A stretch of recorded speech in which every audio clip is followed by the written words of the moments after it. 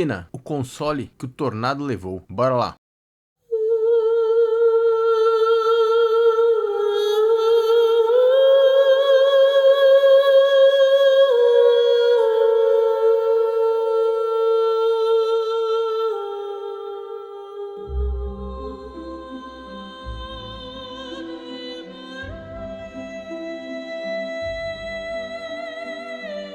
Para falar sobre o raríssimo, mas raríssimo mesmo, console Dina, a gente precisa antes conhecer um pouco dos primeiros consoles da Sega. A famosa Sega é uma desenvolvedora e publicadora japonesa de jogos eletrônicos sediada em Tóquio. Foi fundada em 1960 pelo norte-americano Martin Brunley e possui sedes internacionais em Irvine, nos Estados Unidos, e em Londres, no Reino Unido. Originalmente era uma empresa especializada em máquina caça-níquel para bases militares e que posteriormente entrou para o ramo de jogos eletrônicos e máquinas de fliperama. A Sega foi responsável por produzir muitos dos consoles de videogame que ficaram muito famosos até os dias de hoje.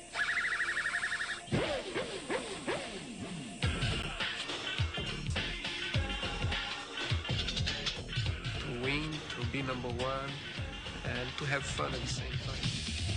アイルトン・セナの感性がレーシングゲームをさらなる進化へと導く。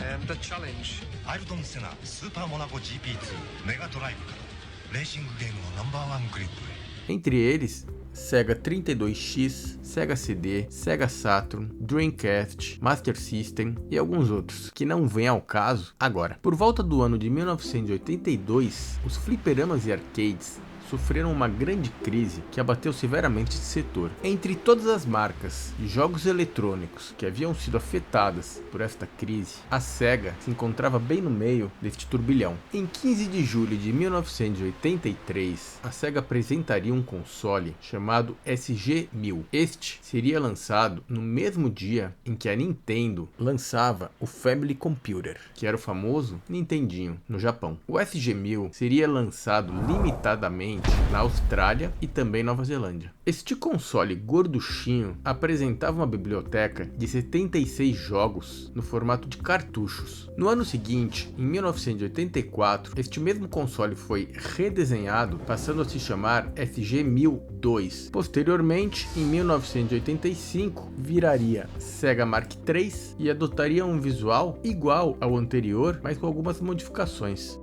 Diferente do SG-1000, que era um console mais estufadinho, o SG-1002 e o Sega Mark III eram afinados e possuíam uma característica visual muito semelhante. Ela definia praticamente o estilo visual dos consoles da Sega naqueles tempos. Buscando otimizar o projeto, ambos os consoles tinham laterais projetadas para encaixe dos seus controles ou gamepads, que por sinal eram muito parecidos com os da Nintendo, se encaixavam perfeitamente na lateral, fazendo com que não precisasse deixá-los soltos quando o usuário não estivesse usando o seu console de videogame. Esta era uma tendência que a Sega havia adotado para os consoles daquela geração. Agora que a gente já conhece esses consoles da terceira geração produzidos pela Sega, vamos para o próximo fabricante de consoles para depois chegarmos até o Dina. A Coleco, também conhecida como Coleco, era uma empresa produtora de produtos derivados de couro e também sapatos. Chegou a produzir piscinas, snowmobile e até brinquedos. Esta empresa ficou muito famosa por ter criado um dos consoles da segunda geração mais devastadores que a indústria de consoles de videogame já produziu. Ela teria dado vida ao ColecoVision, que nada mais era do que um console avançadíssimo para a sua época e que teria deixado sua marca de maneira muito forte nos anos 80.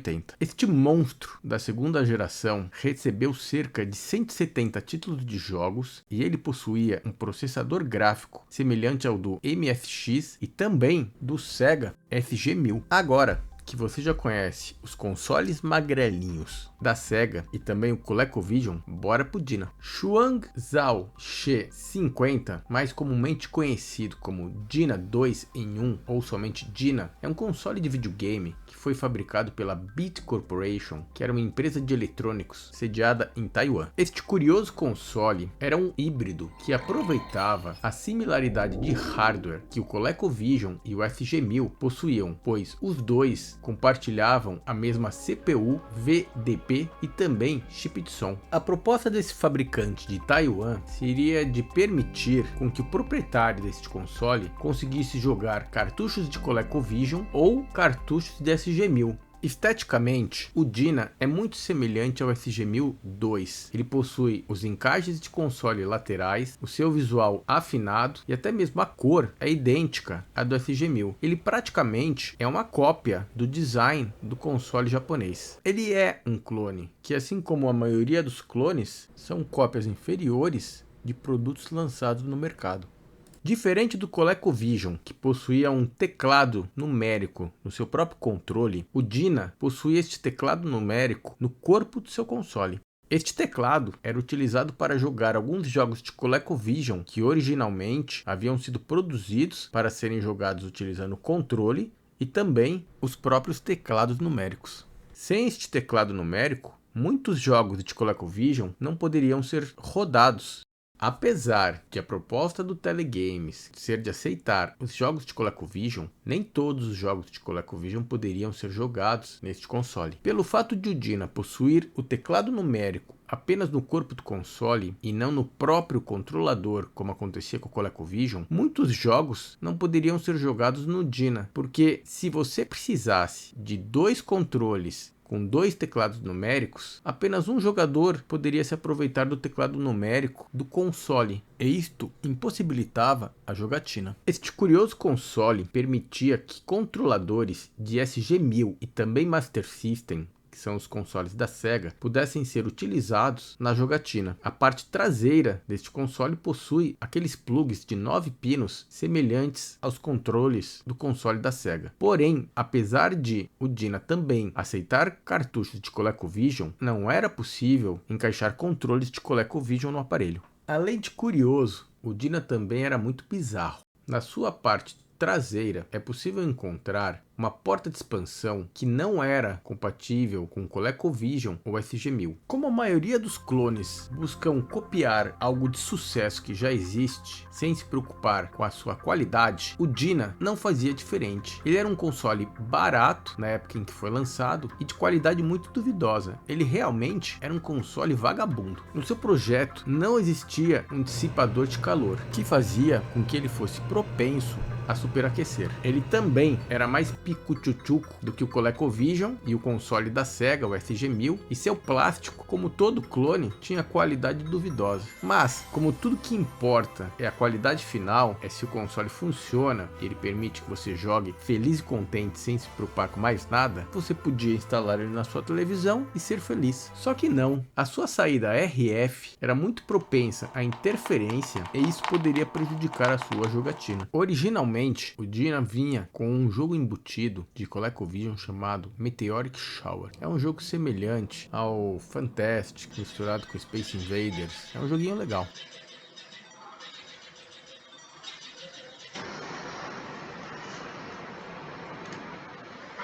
De fato, quem começou a produzir o Dyna foi a Beat Corporation, mas fala-se que a Telegames, que é uma empresa britânica, teria comprado direitos do console ColecoVision, aproveitando-se das dificuldades que a Coleco estava passando devido ao crash dos videogames. Ao invés de vender toda a coleção de jogos da Coleco, a Telegames teria optado por fabricar e distribuir o console. O Dyna 2 tornou-se então Telegames Personal Arcade. Pelo menos era só o que estava escrito na caixa.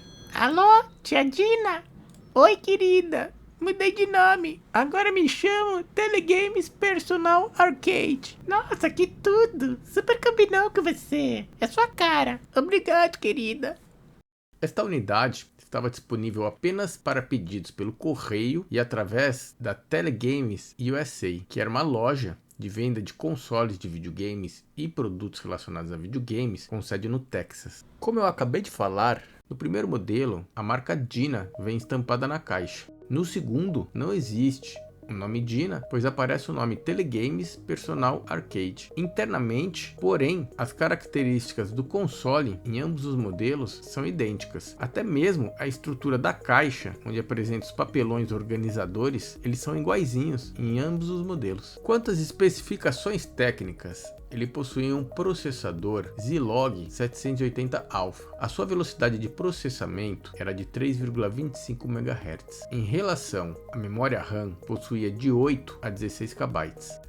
Resolução de tela 256 por 192. Possuía apenas uma paleta de cores de 16 cores. O áudio era de 3 canais, fornecido pelo Texas Instruments Sierra November 76489 Alpha. Seu formato de mídia, como foi falado, é o cartucho. O seu armazenamento interno era uma ROM de 8 KB. Apesar de o Dyna ser um console que custava barato, atualmente ele é considerado um console extremamente raro. Realmente ele é um console muito procurado pelos colecionadores e o seu preço do mercado é bem mais alto do que os $40 pedidos na época. Praticamente é um console quase que impossível de se achar até mesmo em sites como eBay e Yahoo, pois pouquíssimas unidades ficaram disponíveis nos Estados Unidos. Como nos Estados Unidos ele era entregue via correio, fala-se que um tornado teria devastado todo o estoque da Telegames que restava em 1994.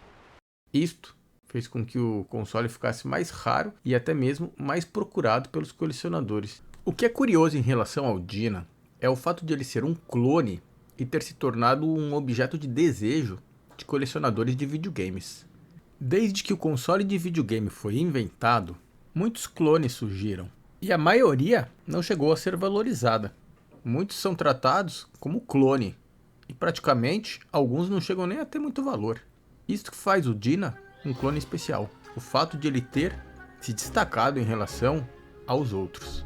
A impressão que eu tenho é que o Dyna é um dos consoles mais lendários que existe. É daquele tipo de console que você ouve falar, sabe que existe, mas praticamente é tão difícil de você encontrar um para ser vendido que demora anos para você conseguir ver um. E é isso que deixa ele legal. Ele talvez seja um gnomo. Todo mundo sabe que existe, mas ninguém vê. Na verdade, não sei se existe gnomo, né?